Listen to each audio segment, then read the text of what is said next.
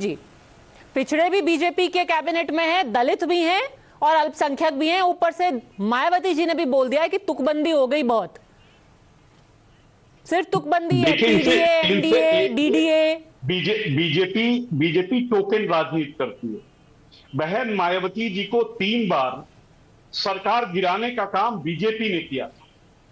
4 में जब समाजवादी पार्टी और बहुजन समाजवादी पार्टी का गठबंधन था, उस गठबंधन को तोड़ने के लिए बीजेपी ने बीएसपी की सरकार बनवाई और 4 महीने नहीं पूरे हो पाए थे, 4 दिन कम था कि बीजेपी ने उनकी सरकार गिरवा दी।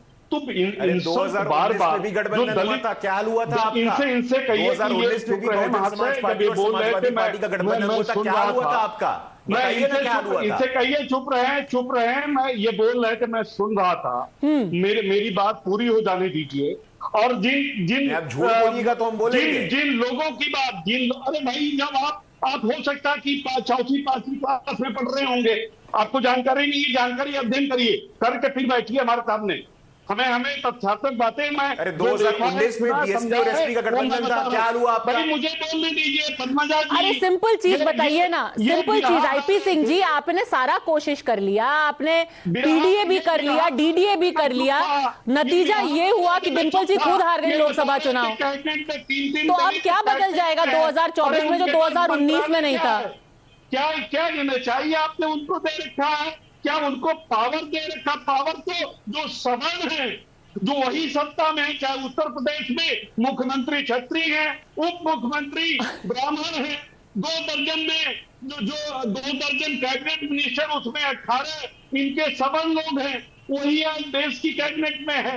तो जो पीडीए है, पिछड़ा, दलित, वंचित, शोषित, अल्पसंख्यक, जिसका शोषण किया है बीजेपी ने, जिनके अधिकारों को मारा है। उत्तर प्रदेश में ये बता दें, कोई यूनिवर्सिटी का नाम, 4 यूनिवर्सिटी का नाम बताएं जो दलित वर्ग का बीसी बनाया। सर ये सही है। अब आपको उत्तर प्रदेश की सरकार सवर्ण याद आती है। विकास दुबे के बाद आप इनको ब्राह्मण विरोधी बता रहे थे, बट चलिए कोई बात नहीं।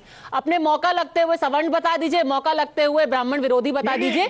पर अब आप फैक्ट्स की बात कर रहे हैं, फैक्ट्स की बात कर रहे हैं। मैं आपको फिर से थोड़े से फैक्ट्स दिखा रही हूँ कि जब भी पीडीए है, इसमें कितने तथ्य हैं। आईपी सिंह जी, तथ्य की बात कर लेते हैं।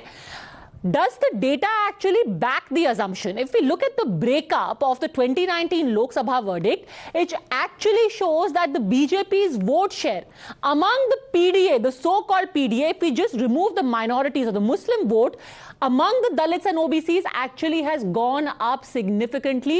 Even among the Muslims, it just remains stagnant. So on the 23rd of June, when the brainstorming happens in Patna for 2024, will this formula really find place? So take a look at the comparison according to the Lokniti CSDS survey of how the BJP's vote share was among the Dalits and the OBCs. From 24% Dalit vote in 2014, the BJP gained 10% Dalit vote. Remember, this was an election which the Akhilesh party and the Mayawati party were fighting together, but the Dalits instead gravitated towards the BJP. Among OBCs, which is the core vote bank, Muslim Yadav, core vote bank of the Samajwadi party, the OBCs from 34% gave a 44% vote to the BJP. So फिर से बताइए IP Singh ji, 2019 और 2024 के बीच में ऐसा क्या बदल गया है कि ये जो 44% पीडीए था ओबीसीज का और 34% पीडीए था दलित्स का, बीजेपी से खिसक के आपकी तरफ आ जाएगा? 37% वोट शेयर बीजेपी की बौखलाहट यही है।